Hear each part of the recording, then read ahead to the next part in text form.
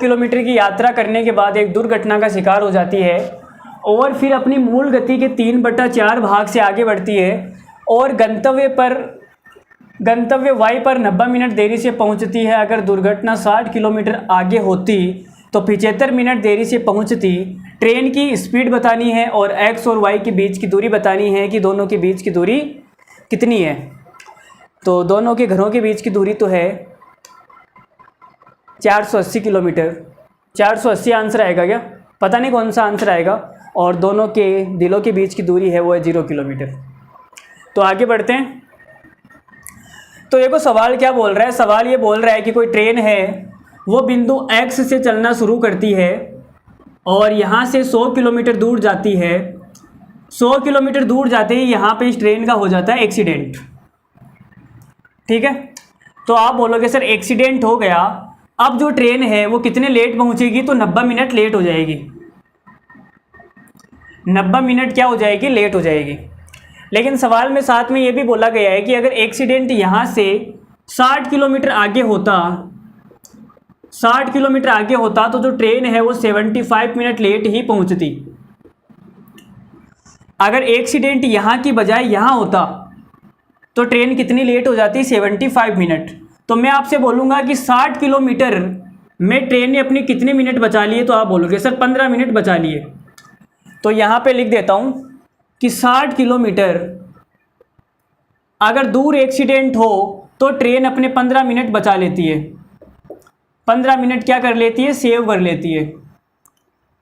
अब अगर मैं इसको 90 मिनट सेव करवा दूँ, अगर मैं इस ट्रेन से 90 मिनट सेव करवा दूँ, इसका मतलब है कि ट्रेन 0 मिनट लेट पहुँचेगी और 0 मिनट लेट पहुँचेगी। इस बात का मतलब है कि जो एक्सीडेंट है वो कहाँ पे जाके हो जाएगा? वाई पे जाके, गंतव्य स्थान पर।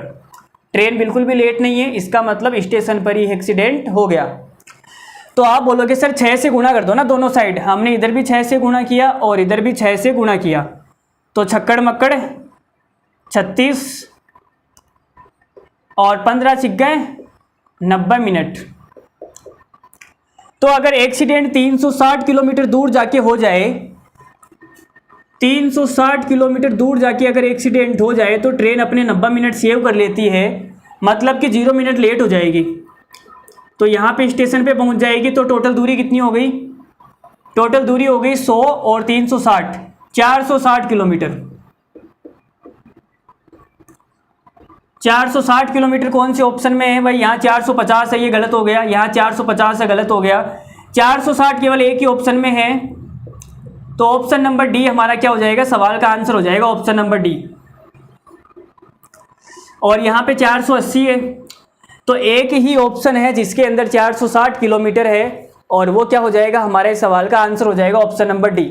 अब कुछ बच्चे बोलेंगे कि सर स्पीड भी निकाल के बताओ ना, स्पीड यहाँ पे निकाल के बतानी पड़ेगी। अब कुछ बच्चे सवाल में अगर पहले स्पीड निकालते, भाई मुझे पता नहीं था इस सवाल में निकालना क्या है, ठीक है, पहले स्पीड निकालूं या पहले डिस्टेंस निकालूं, मेरा कोई टारगेट नहीं था, ठीक है, मैं तो अपने मन से यहाँ पे डिस्टेंस निकाल दी और डिस्टेंस निकाल के मैंने ऑप्शन में चेक किया तो 460 केवल एक ही ऑप्शन में है।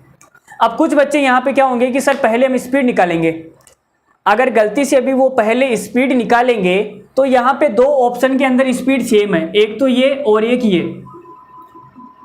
तो स्पीड यहाँ पे अगर 80 आ गई तो उनको फिर दूरी भी निकालनी पड़ेगी, क्योंकि दो ऑप्शन में तो भाई हमें पता नहीं है ना 450 है या 460 है, तो उनको दूरी भी निकालनी पड़ेगी, फिर वो अपना आंसर सही कर पाएंगे ऑप्शन नंबर डी। लेकिन हमारी तरह जो बंदा इंटेलिजेंट गाय होगा वो सीधे डिस्टेंस निकालेगा और डिस्टेंस निकालते ही टिक लगा देगा, स्पीड निकालने की कोई ज़रूरत ही नहीं है। चलो स्पीड निकाल के बता देते हैं। तो देखो पहले एक्सीडेंट हो रहा था यहाँ पे, ठीक है, तो उसकी स्पीड कितनी थी? स्पीड कितनी हो जाती है? 3/4 हो जाती है ना। तो एक्सीडेंट के बाद में स्पीड कितनी हो जाएगी? 3। एक्सीडेंट के बाद में स्पीड हो जाएगी 3। अब अगर एक्सीडेंट यहाँ पे हो जाएगा 60 किलोमीटर आगे चल के, तो यहाँ पे तो एक्सीडेंट हुआ नहीं है, मतलब यहाँ पे स्पीड कितनी है? 4। तो ये स्पीड का अनुपात आ गया 3/4। तो सेम डिस्टेंस है तो टाइम का कितना आएगा? आप बोलोगे सर टाइम का आ जाएगा 4/3 उल्टा, तो टाइम का अंतर कितना? 1। और इस 1 की वैल्यू कितनी है? तो आप बोलोगे सर 1 की वैल्यू है पहले 90 मिनट लेट है, बाद में 75 मिनट लेट है, तो 15 मिनट। एक की वैल्यू आ गई 15 मिनट। अब हमें निकालनी है ओरिजिनल स्पीड। तो ओरिजिनल स्पीड है 4 और टाइम कितना लगेगा 3। एक की वैल्यू 15 है तो 3 की कितनी आएगी 45 मिनट। तो हमें ये पता लग गया कि 45 मिनट में जो ट्रेन है वो 60 किलोमीटर चलती है। तो 45 से काट दो ना, 15 से काट दो, 15 तिया 45 और 15 चौक 60। तो 3 मिनट में जो ट्रेन है वो 4 किलोमीटर चलती है और इसको 60 बनाना है। तो 60 बनाने के लिए मुझे 20 से गुणा करना पड़ेगा, है ना, 20 से गुणा करना पड़ेगा। तो यहाँ हो जाएगा 80 और यहाँ हो जाएगा 60 मिनट। 60 मिनट का मतलब हो गया 1 घंटा। 1 घंटे में चली गई दूरी क्या होती है, स्पीड 80 किलोमीटर प्रति घंटा।